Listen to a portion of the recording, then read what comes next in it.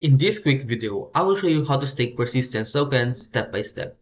So the first step is to go to persistence.1 and then click Export Ecosystem.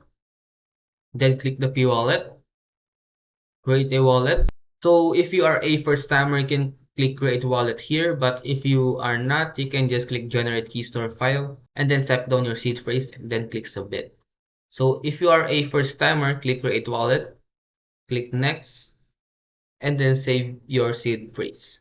Then once you have typed down your seed phrase, click submit and you can click next here and you will see here your persistence address.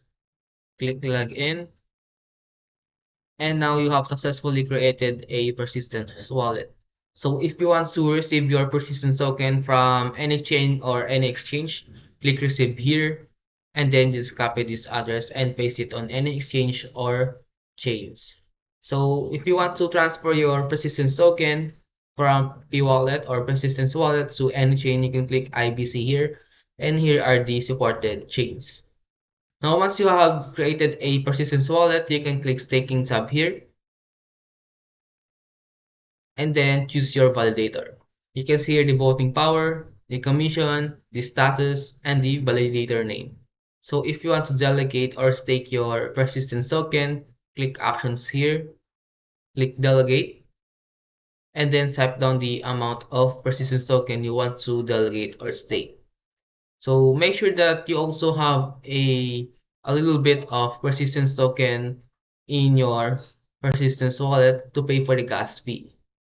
Now, once you have tapped on the amount of persistence token you want to stake, click submit here, and then you will see here your delegated token. And then if you want to claim your rewards, just click claim here, and then select your validator. So if you have a multiple validator, you can select one validator here. And we're done. If you have any questions about how to stake persistence token, leave a comment below.